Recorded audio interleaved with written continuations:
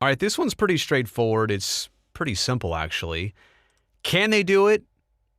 Should they do it? And will they do it? I'm talking about Major League Baseball and the current extra innings format where a base runner starts on second for every half inning after the ninth of a tied game.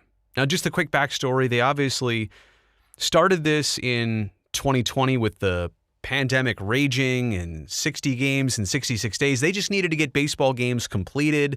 They needed less exposure. There were a lot of sensible reasons of why this came into play. But I'm here to tell you that despite controversy of how people feel about it one way or another, I'm not here to just spew out a hot take and get people talking. I truly believe that keeping this rule would be good for the game. It would actually be better for players in the game. And it would also actually be better for people who are not even baseball fans who are getting attracted to baseball. This would help encourage actually more baseball fans, if that makes sense. Because we're already talking about games on average of 3.5 hours, some closer to 4 plus. There is that pace of play thing going on, and they're trying to shorten games, and this is one way to assure that you don't have a game that ends in the 14th, 15th, or 16th inning. Typically last year and this season, we always see tie games after 9 conclude, in 10, 11, or maybe, 12 innings at the very latest. I know players are generally against this. Baseball traditionalists are certainly against this. They want the old way back. But Rob Manfred recently said that Major League Baseball is likely to go back to the old format for 2022. And I've got a couple reasons why I think that's a bad idea. I think they should keep it.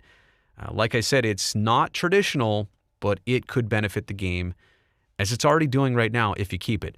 But before anything else, before all of that, since you're here right now, consider subscribing to the channel if you don't already.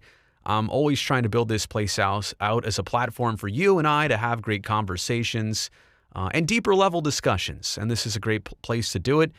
If you end up thinking this video is worthwhile, maybe give it a thumbs up. That'll help other people also find it here on YouTube. All right, so back to the point. Actually, 4 points here that I could make in terms of why this format should continue, why it's best for everybody. Number one, it saves bullpen arms. You've got baseball teams now, 162 in, probably 180 days or something like that. And if you need to pitch through 18 innings on one day and then play another 9 or more the next day, and the day before that was 9 innings, you at some point are going to absolutely crush your bullpen. So from a strategic sense, it could be as simple as that. This rule would protect a team from getting, like a bank account, overdrafted. It really would.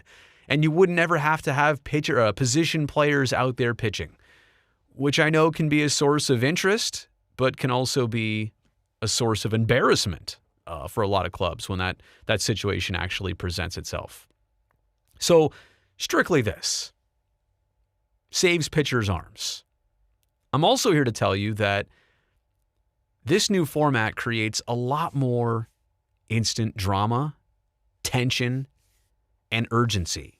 When you put that runner on second base, I know it's not traditional, and I know it's hard on your scorecard to figure out, wait, the last runner who made the out, the last batter who made the out, how do I put them on second? How do I draw this in? What is it called? A ghost runner? A pandemic runner? What is this called? But once you get past all that, you realize that every half inning inherently becomes edge-of-your-seat action, and also that the game is about to conclude a lot sooner. Now, strategy on this, runner on second, nobody out. Do you bunt him over? Do you swing away? What's the game been like? Low scoring, high scoring? What if the visiting team scores in the top half of the 10th? Do you play it differently in the bottom half of the 10th just to get one run? Or to try and, or if you're the visiting team, do you bunt to try and get your one run instead of swinging away and potentially getting more out of it? There's a lot of back and forth. It's not as simple and cut and dry as you may expect, and I think we've found that out over time. So that's point number 2, is that you are instantly on the edge of your seat. And I really don't feel like, and this is point number 3, I really don't feel like it's possible to be on the edge of your seat for the 10th, 11th, 12th, 13th, and 14th innings and 15th innings. Like at some point, any good movie has that one scene where you're like, I don't know what's going to happen next. Like, how is this? Like, you are really heart beating really fast. And the problem is with baseball, you can't do that for 90 minutes straight from the 10th to the 14th to the 15th inning. You can't do that. It's not natural. And at some point, fans are like, let's just get this thing over. It's dragging on. It's like it's like mental spaghetti. It's all over the place. Like, my brain is mushy right now. What's even happening anymore? But runners on second, it just avoids that. It gets to a conclusion a lot quicker. So you can be on the edge of your seat for a nice quick time, enjoy however it finishes, and that's your ball game. And the fourth and maybe most important point I want to make here, why this should be kept, is because it's not, in my opinion, at all. Well, I should take it back. It is a little bit gimmicky, but it's not at all out of the realm of typical baseball. And let me make a quick example here.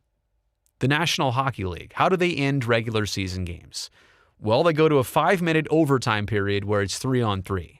Now, if you're not familiar, hockey is usually 5-on-5 plus a goalie for each team. So really 6-on-6, but 5-on-5 skating-wise. So to go from 5-on-5 to instantly 3-on-3 for 5 minutes, and it's all about keeping the puck, the gameplay, the style, it completely changes. Granted, it's the same players on the ice. It's the same concept. You're trying to get a puck past the other team's goalie, but it's a drastic departure from the actual 60 minutes of regulation that just got played. And if that's not the ending of the game, it goes to a shootout. Now, you know what that is, right? Like soccer or like a couple other sports, you get the opportunity one-on-one, you the attacker, going head-to-head against the goalie. Can you get it past them? It's one-on-one. It goes from 5-on-5 to 3-on-3 to one-on-one. It's a total skills competition at that point. It's not about a team, it's about individuals. So I tell you all that to get back to baseball. I understand it's different. No half inning, 1 through 9 starts with a runner on second. But it's not a total departure from what baseball actually is. A lot of innings start with a leadoff double.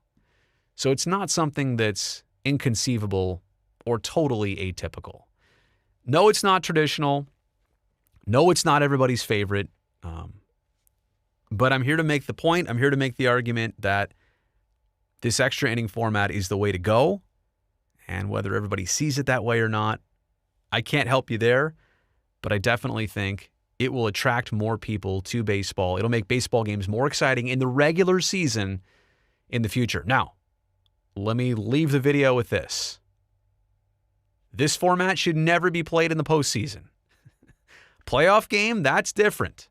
Playoff game of a series or even a wild card game, I don't care if it takes 7 hours. I don't care if it takes 27 innings. Play that the old way. As for 162 of the regular season, you don't need to play 2 games for the price of 1. Put a runner on second. Keep these rules. I hope that's what baseball does. All right, thanks for checking this out. I'll talk to you next time.